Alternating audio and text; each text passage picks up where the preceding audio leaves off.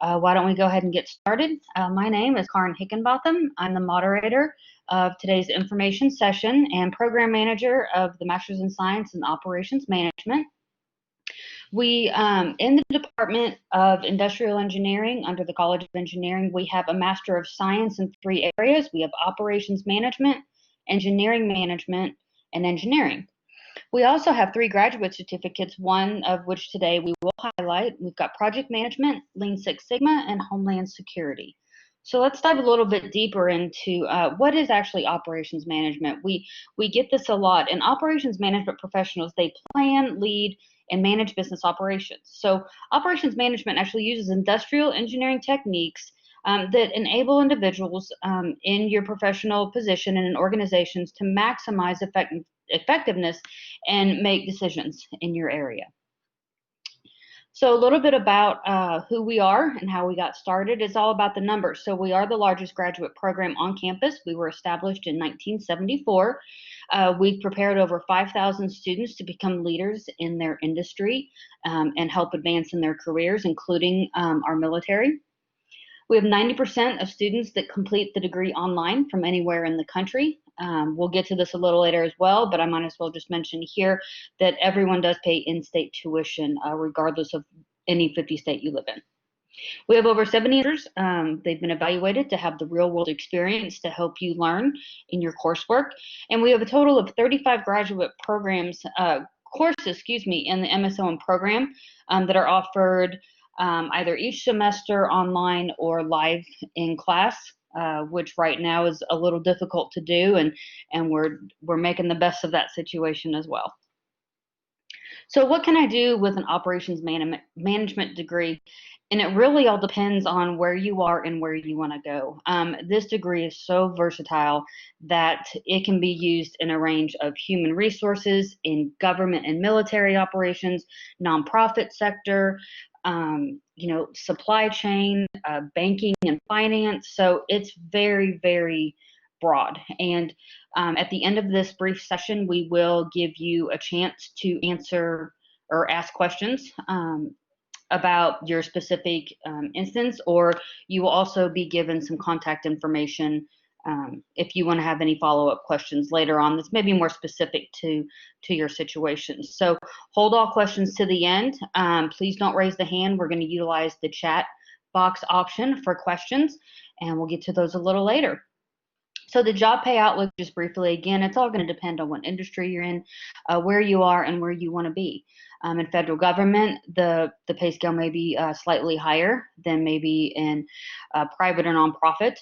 But anywhere from, the mid 70s all the way into the 6 figures to the 120s or 130s. So again, all depends on your specific situation. So why Masters of Science in Operations Management? Well, we're here to give you some basic information and the nuts and bolts of our program, but we really want you to know what MSOM is all about from our students, the ones who are finishing, the ones who are thriving, and the ones who are advancing their careers. We have a student testimonial feature on our social media. So on our Facebook page and our LinkedIn, we feature graduating students or even incoming students sometimes as far as why they chose the program. And then we like to allow our graduates, when they take their comp, an opportunity to tell us about their experience and let other students know, because your situation may be very similar to one of theirs. We have a wide range of students. We have those who are just coming out of their undergraduate bachelor's degree to those who are coming back after 20 years that hold very prestigious positions in their companies. So again, depending on your situation, but take a minute if you have time just to kind of go through our Facebook page or LinkedIn page, whichever one you're more familiar with if you are active on social media. And please read through some of these testimonials. They have a lot of good specific information that could very well be relative to you. So our motto is learn it today and use it tomorrow. And when reading these testimonials, that's exactly what you're going to hear from our students. I learned it today and I went to work the next day and I applied it. We hear that over and over and over in almost every one of our classes. They say, oh my gosh, I read chapter so-and-so last night. I worked the next day, walked into my boss's office and said, hey, I got this great idea. and it's been a very positive experience for our students. So the operations management is a very high wage, high demand field, again, in various and numerous industries. Right now, we have material that is very relevant to the world that we're living in, and it's more applicable than it has been, I think, ever before. We are 100% online. We are video synchronous or evening classes on campus. We'll get to that a little later. There is no out-of-state tuition. Again, like I mentioned before, we have a tuition plus a flat online fee. The entire degree can be completed in less than $15,000, domestic or international, as long as you are in the States. And depending on the prerequisites, which we'll mention here shortly, again, less than $15,000, which is one of the most affordable graduate programs our students have been able to find. You can learn from professors with current and relevant business expertise. Our courses are STEM oriented. Again, they are designed to meet tomorrow's needs. We have 10 graduate courses. There's 4 core required, and then there's 6 electives, and you must finish with a 3.0 GPA or higher. This flexible degree plan, it lets you choose which electives you want out of the many that we offer, because we're going to tailor it to meet your goals. Earn a graduate certificate, which we're going to get to very shortly, concurrently, actually, without taking any extra classes. So the Lean Six Sigma certificate that we're highlighting today, as well as either our project management certificate that is very popular and our newest Homeland Security certificate, you can actually take a certificate in concurrent with your MSOM degree, and you can earn them both simultaneously without taking any extra classes. So we call it kind of double dipping, where the classes that you take for the certificate are also going to be counted as electives and or a core class in your master's program. So we do have the COVID-19 special announcement effective this fall 2020 term. At this time, we are waiving the GRE for applicants with a 2.5 or 2.99 undergraduate GPA. Applicants with above a 3-point GPA is automatically waived for any term without an admission acceptance. But again, if your undergraduate GPA or your last 60 earned was a 2.5 to a 2.99 for the fall term, we are waiving the GRE. We are in discussion as far as what that means for the spring semester as this pandemic continues. So we will have an announcement at a later date concerning the following admission term. Once GRE testing centers do resume back in operations, the standard admission requirements will go back into full effect, and we will require the GRE depending on your undergraduate GPA. Okay, so let's get back. So again, why MSOM? There's no GRE if your undergraduate, again, like I just mentioned, is 3.0. Enter from any undergraduate degree, and I get this a lot when I was going to live recruitment fairs talking to undergraduates. They say, "Oh, I've got a major in history. This doesn't apply to me." It doesn't really matter your degree. It matters what you're doing and where you want to go. We have a wide variety of. I've had history. I've had journalism majors. I've had a speech major. So there's been a variety of folks that have come in and been just wildly successful in our program. We have 5 8-week sessions a year. So our classes are not 16-week semesters. They are 8-week sessions. And so we have 5 of those a year. We have 2 in the fall, 2 in the spring, and then 1 in the summer. These also apply to admission terms as well. So that way you can start at any time of the year. We're not cohort based. So you can complete as fast as a year, or you have up to 6 years to finish. Now, another big draw program is there's no thesis. There's not that pending doom at the end of your program that you're going to have to spend months, if not years, on a thesis. So we have a very simple and very positive experience with our comprehensive exam. What that is, it's an opportunity for you to reflect on your experiences and to basically put that into a presentation, and then have a basically Q&A interview with our comprehensive exam panel. And we just want to know what you learned and what you learned most, and maybe what you want to learn more about. And it's an opportunity for us to really kind of have that one-on-one experience with you at the end of the program, to really see what your experience was about. The MSOM admission, our free. So that $6 application for the graduate school, that will be automatically waived upon you beginning an application. For a current U of A student, your transcripts will already be on file. You do not have to request those. If you are a non-U of A undergrad, you can simply request an electronic be sent. That is the fastest way right now for us to receive those. And we can actually evaluate on an unofficial transcript, but an official will be required later date. But in order for you to get processed, we will look at an unofficial transcript as long as the degree is conferred on that document. We don't require any resumes, letters of recommendations, or a personal statement. So simply, we just need you to submit the application and upload the required transcripts of the colleges that you have attended. So prerequisites, I mentioned this a minute ago. We have 4 prerequisites to our program. They do not need to complete it for admission. However, they do need to be completed before you start some of your MSOM courses, because they are prerequisites to those. We want to make sure that we give you all the tools on the front end in order for you to be successful all through the program. So the 4 that we're looking at is law and ethics. This is basically a business law class. We have other classes that we have considered. So depending on your previous curriculum and where you attended, then we'll evaluate that on an individual basis. The next one is going to be industrial cost analysis. This is a basic accounting course. So again, depending on your program, we would look and evaluate the type of accounting course you took, or finance maybe that is comparable to what tools we need you to have. The applied statistics course, this is a course from any discipline. So we will take behavioral statistics from a psychology major, or we'll take engineering statistics from an engineering major. Of course, business stat will work.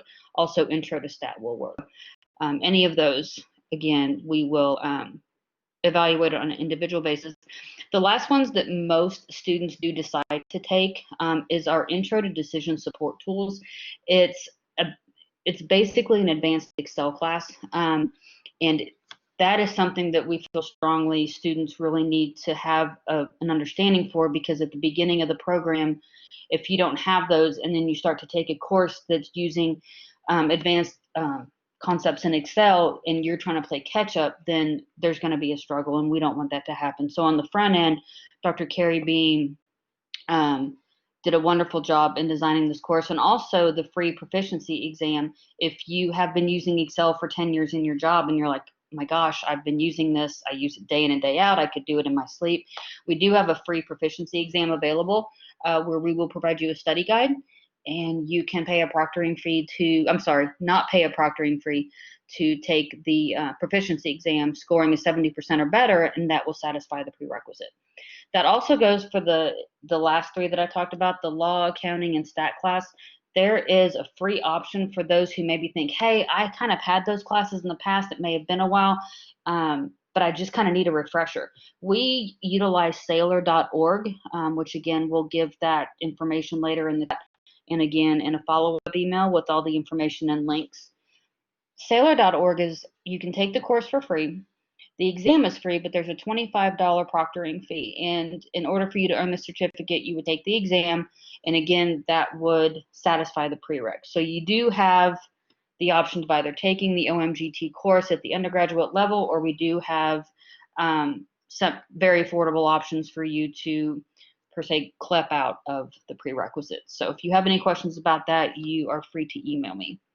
Again, like I said, transcripts are reviewed for undergraduate equivalency, so it will all depend on your individual coursework. Okay, so why some of you are here to hear about the graduate certificates. We have 3. We have project management, Lean Six Sigma, and Homeland Security.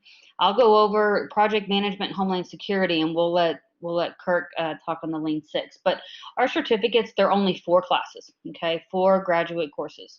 As long as you have a 2.5 undergraduate GPA, you are automatically eligible for admission, as long as the grad school has also made you eligible for admission.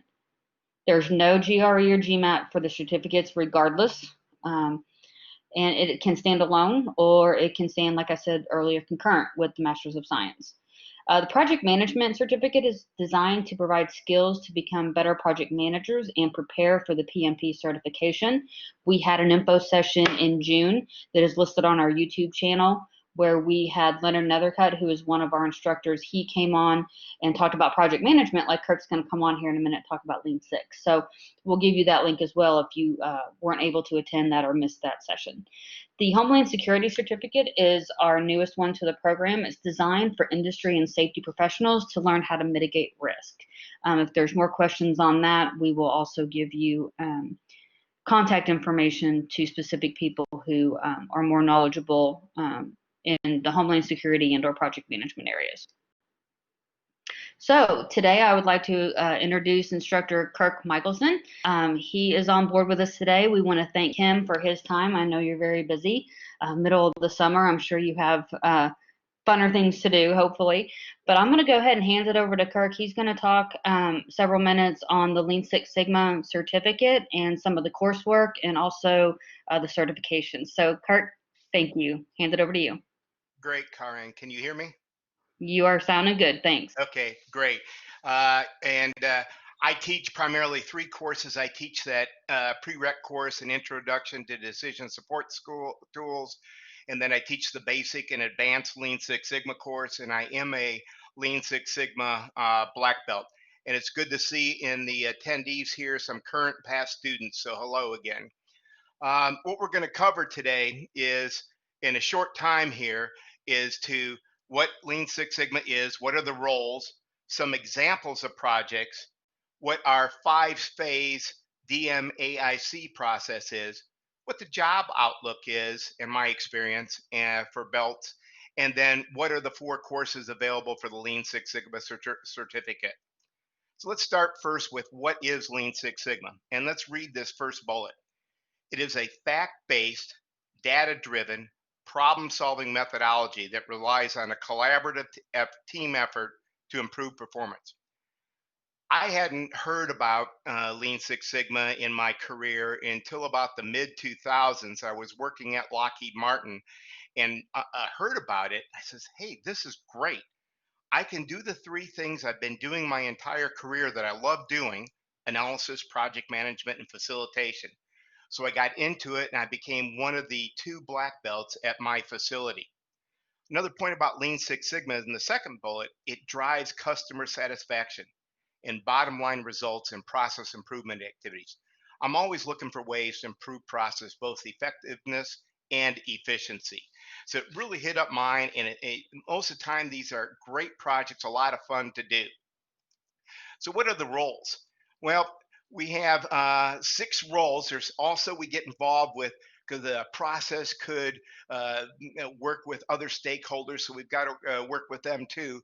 But in the Lean Six Sigma organization, we have executive leadership, which owns the vision for the business, our process owners, which will determine processes they want analyzed.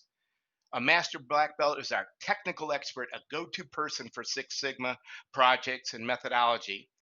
Our black belts and green belts are their leading projects. So black belts will lead larger, more complex, and the green belts, smaller ones. And then yellow belts will support them. In the MSOM program, we teach to the International Association of Six Sigma Certification and the Lean Six Sigma Green Belt body of knowledge. So in our courses that I'll mention at the end of my time, we're all based on that body of knowledge, so you can take your certification exam, similarly to what you can do, take the PMP with the PMI. So what are some possibilities that we can have for examples? And I went to Lean Six Sigma, or GoLean6Sigma.com, and found these examples because I think they're great. And it just shows the value that Lean Six Sigma can add to your organization. The first one, top left, reduce travel expense approval time by 94%. The second one, God, it's just a wonderful to me to hear, because I used to be a recruiter in a past life. Reducing hiring time from 10 months to 36 days, a 90+% improvement. Your company would love you if you got to do that for them, because it saves all sorts of dollars and time and everything. And the candidates will feel special when you're coming in compared to a lot of companies now. But you can kind of read these things available, the different things they have. And it's again, you're looking to provide more effectiveness and efficiency. For me personally, I've been involved in what we call value stream mapping projects, either creating or updating processes. And it seems like I've been involved in these major, large, complex, cross stakeholder processes. For my professional society, MORS, the Military Operations Research Society, I led a government, industry, and academia team to develop an affordability analysis process for the Office of the Secretary of Defense using Lean Six Sigma. For Lockheed Martin, I developed the corporate experimentation process working with all business areas using Lean Six Sigma. One of the things that I thought was very interesting for me, because I'm a retired Navy, on ships most of my whole career, but I had the opportunity to be the black belt. Instead of we're always normally looking for process flow and where the problems are, it was for product flow, and it's for our aeronautics business area. They wanted to do a value stream mapping event on product flow in building an aircraft, building an F-35. So I got to work with all the stakeholders, bring it in, do the Lean Six Sigma tools and techniques, and help them kind of improve their process of building aircraft. To me, that was very, very neat. What are our 5 phases? We have, first of all, we have define. That's when we get together and we determine the problem. We get the team together. We understand who our stakeholders are, and we developed our project charter, project plan. In the measure phase, we have all these possibilities of independent variables that are causing our dependent variable to have problems. So we do some initial screening with a lot of quantitative and qualitative analyses. So it's a lot of fun and kind of reducing down to the vital few variables we want to work with. Then we get to the analyze phase, and we're going to verify that through analysis and hypothesis testing and find out the real ones that are causing problems so we can make corrections to our process. We get to the improve. Once we have determined which ones are causing problems, we try to look at the strength of the relationship to see how strong are we counting for all that variability. And then finally, we're also going to pilot our plan solution and then implement it. And then finally, in the control phase, we're going to monitor it, make sure it's stable, and that we can pass it back to the process owner so we can go on to another project. So what's the job outlook? I think the job outlook is really good. And you can kind of read these bullets I have here, but when I look at it, I look in the desired and required areas of a job requisition. And there's 2 types of jobs you can get with Lean Six Sigma. You can get your full-time. Lockheed Martin had a full-time team, and that's all they did during their day was Lean Six Sigma. But then there's also hiring managers want to hire you because you have Lean Six Sigma experience or certification where you could do the job as one of your collateral duties for your main job. I was an ops research analyst, did campaign analysis, did experimentation analyst at Lockheed Martin, but they wanted me to come in and do Lean Six Sigma. So I did those projects within my organization to help my organization. So there's a couple different ways you can do that. And I just looked about a month ago at payscale.com. It's what I've offered for those candidates out there looking to get a representative idea. This is across the US. It's not just in one particular part. So, above 80K, and that's kind of comparable to what Karin showed you with some for the operations management. So you get the operations management, and then you get the Lean Six Sigma certificate. You're a double supporter for your organization. So what are the courses that are in our Lean Six Sigma certificate? We have 4. We start out with project management because like I said, every black belt, green belt needs to have project lead experience. We start with that one, and that's one of your core courses. So you only have to take the other 3 as electives, and you get an extra elective because you've already taken the project management course. Then we get into quality. Lean Six Sigma is always looking at quality, and that's a good starting point for us. And then we have our basic and advanced courses, where the basic Lean Six Sigma course just introduces us to the DMAIC, define, measure, analyze, improve, and control phases. But then in the advanced Lean Six Sigma is a team sport. You got to have a, you know, 5 to 8 to 10 people on your team. So we do team assignments every week, and then we do projects that will take you all the way through the 5 phases. So that's a short and sweet overview of Lean Six Sigma and our Lean Six Sigma certificate. I love it. That's why I like teaching it.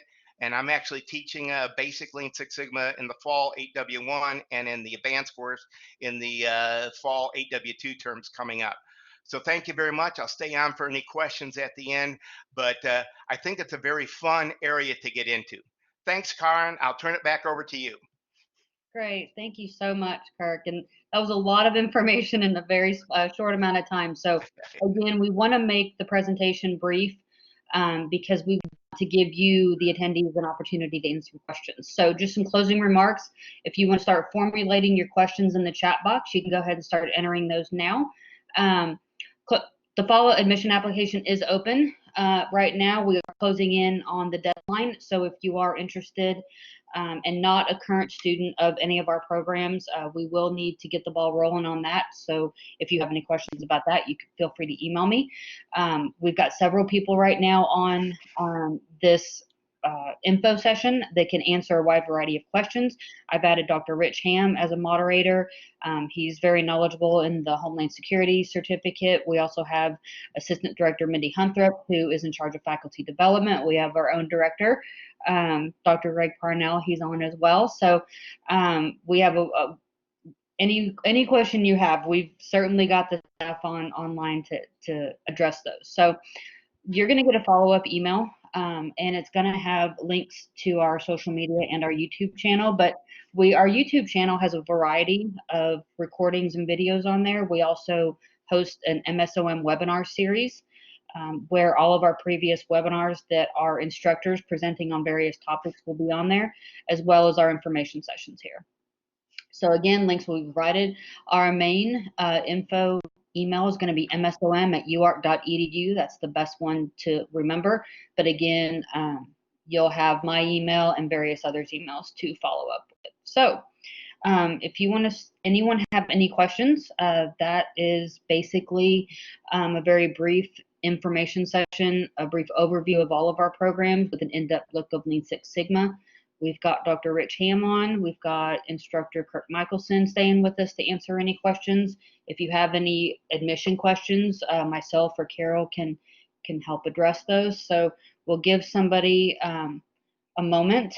And if Dr. Ham or Carol has anything to add, I'll let you chime in now while we're waiting for those to submit their questions. Here we go. Sam, can you get multiple certificates? Actually, yes, you can. You can get multiple certificates on your own, or you could be part of the MSOM program and add project management, Lean Six Sigma, and or Homeland Security. Now, we have had students do all 3 certificates. That would require taking an extra class or 2, depending on how you went about it. But we have students who complete the MSOM program along with project management and Lean Six are currently the most popular combination. But Homeland Security is definitely gaining momentum and interest with our students. So 2 of the 3 certificates can be earned along with a master's degree with no additional coursework taken, as long as you plan ahead enough to where you are taking the correct electives that go towards both. And you and your advisor that you will be assigned to will work from the very beginning. So it's very beneficial for those who know they want to do both or multiple programs to really know as early as possible. That way you're not having to take additional coursework. Justin, thank you. It says, is it recommended to take quality management before basic advanced Lean Six Sigma courses? Kirk, would you like to take that one? Sure. I've actually had this asked before, Justin, and it's not, quality management's not a prerequisite before basic or advanced, but you need the basic before you take the advanced. But when you get into the basic, you're going to build on the skills that you learned in quality management, and you're going to build even more on them advanced. So I have seen students of mine that have taken the basic Lean Six Sigma before quality management, and they didn't seem to have any problems. And then when they got to take quality management, they told me they got them more in depth, and so it just really helped their overall background. So thanks, Justin. Great, thanks for that, Kirk. And if Dr. Ham is still on. We've got a Homeland Security certificate. Want to know, Grace asked, what type of jobs can you get with a Homeland Security certificate? So that's a great question. So we have about of individuals that we've had that have taken it. Some either went on and received either typically in compliance portion of Homeland, for instance, in supply chain. There's a big compliance requirement on shipping of goods and some of the various programs like CT-PAT or the Certified Cargo Security Program. Those are require a knowledge of what the law and regulations require a company to do in supply chain. We have others that do background checks. Some that are operations managers in areas around transportation. There's actually a requirement to get a hazmat endorsement that goes through Homeland Security for certain truck drivers. If you look at all the different areas that it requires, or that's required now, how law has changed and how the regulations have changed, there's not too many. If you get to be an operations manager, even at a plant, that you don't have to understand. Depending on the industry, it can be a cybersecurity requirement. It can be an issue with hazardous materials. Pretty broad cross section now, really affects almost every part of the business. So you'll see some that do that, and then we have several that do it because they're in government service, either in the military or they work for the state or federal government, and then they will use that in order to kind of propel their career, having a broader knowledge base. So when someone asks what does it apply to, really in the last almost 20 years, it applies to almost every area, and it's a skill set that's being sought after more and more. Great, thank you, Dr. Hammond. While we're on the subject of kind of new things, we're talking about Homeland Security, would you like to give a little plug to our new elective in the fall to let people know what's coming up? Sure, we'll have an 8-week a course titled Resilient Design and Crisis Management for Operations Managers. Had been envisioned, we've been working on it for some time as part of both an interdisciplinary program, but also for several operations managers that ask, how do I, what's the FEMA requirement? What's the Homeland requirement? How do I manage crisis? How do I design resilient supply chains? This course, obviously, with the pandemic, has become even more important. People are now questioning, well, did I prepare like I should have? Should I have had some other kind of processes? So that course, offered in 8-week for the first time, not only has all of the industry best practices and the government requirements for the National Incident Management System and resilient design, we also have industry leaders for that. So right now, we tentatively have the governor that has said he will speak. I've got 3 others that are lined up that are really experts, senior vice presidents of Fortune 100 companies, state emergency managers, Fortune 100 director for information security and crisis response. So there's an opportunity similar to the Homeland course to interact with individuals that have done this at very high levels. In some cases, they were actually on the ground floor when some of these processes, regulations, and laws were approved. So it's an exciting course, and looking forward to it. And I think the interaction with individuals will definitely, with the leaders, will definitely add a lot to the course. So.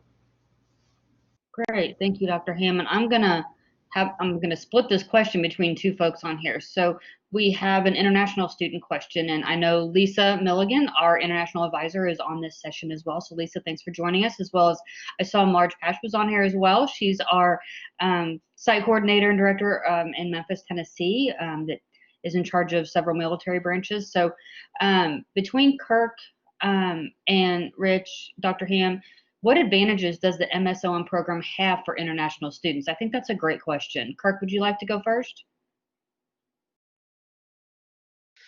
Well, I just think there's so much you can do in the program and so many different electives coming here as an international student, I've had a lot of international students in my courses. It really helps them overall, in their jobs. And I always enjoy, because I learn things from them too about how their organizations and things of that nature. So I think there's lots of opportunities. And of course, I think you can apply specifically Lean Six Sigma no matter where you're at. But probably, you know, Rich and Lisa may have some better examples. Dr. Ham, what is your Well, take on the answer? Sorry, go ahead. well, so I'll say a couple of things. First is I'll talk about any of them. So whether you're talking about the quality management or HR, if you look at the 10 OM decisions, though the applicability of those aren't restricted in any way by any kind of national boundaries. They are globally accepted and they work well globally. There's some specifics that you'll see, but here's what I find interesting. When I teach global competition, international students will often say, because part of that you're doing is trying to understand differences in culture, how what's the difference in how ethics are looked at in different cultures. How do you make a decision to enter another market? And while the focus is, hey, it's a U.S. firm looking to go somewhere else, we also talk about an international firm that would talk about coming to the United States, and the understanding of how that decision process works to decide and make decisions about where to go to start business or expand somewhere, or what kind of market entry you should use and why it's important. Those apply regardless. International students that I've had in a Homeland or Global or the leadership course, or any that I've come into contact with, without exception, have come out of there with tools and sets that they were able to use regardless of where they work, whether that meant they were going to be in the United States or they're going to take those skills back somewhere else. So pretty universal. There's really nothing about the program or the way that it's set up that wouldn't apply anywhere. Great, thank you for that. Lisa, do you have anything to add? If you'd like to put it in the chat box, or I can, if you would like to speak, I'd be more than happy to make you a moderator here.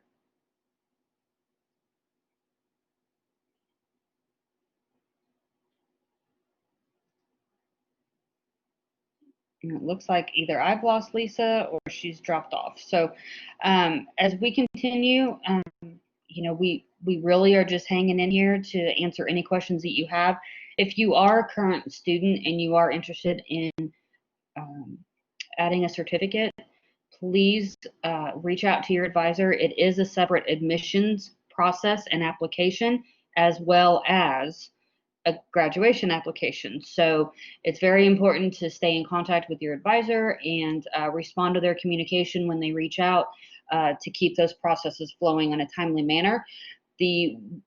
The main reason we would need you to stay on top of that is because we like our students to finish the certificates prior to finishing the MSOM program if they are in the master's program. Of course, if you were just seeking a certificate, that would not be necessary. It's just a one and done process for you. But it is very important to work with your advisors on your intentions. And Lisa just chimed in and said MSOM and the certificates are credentials that current and future employers will respect. Yes, I have been told many times by students that even though they did not finish or had not finished their master's degree yet, but they did complete a certificate, that it did result in some sort of advancement in their career.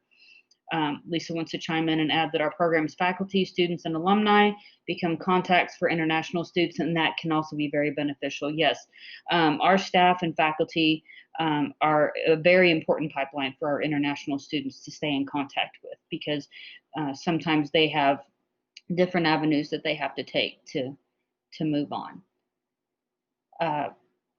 Kirk, Dr. Ham, if you want to turn your mic on, if you have anything else to add, or give anybody a couple more minutes to type in a question.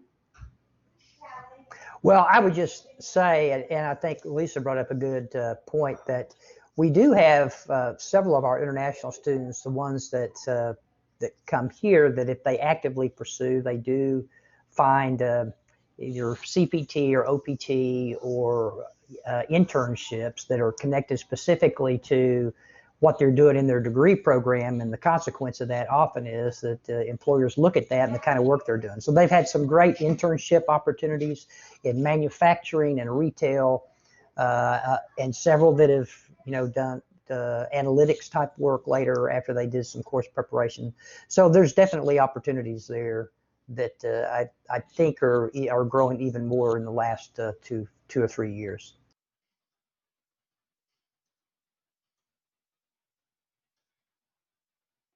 Kirk, is there anything you would like to add? Not to that, just that I'm going to be putting my email in if anybody has any questions after this about the Lean Six Sigma certificate, to feel free to drop me a note. So I'm adding my email to the chat as we speak. Great, thank you so much. And again, all these links will be included in the follow-up email you'll be receiving. This information session has been recorded and will be finalized this afternoon and be posted to our YouTube channel, which I will send out a link if you would like to rewatch it, if you would like to forward it.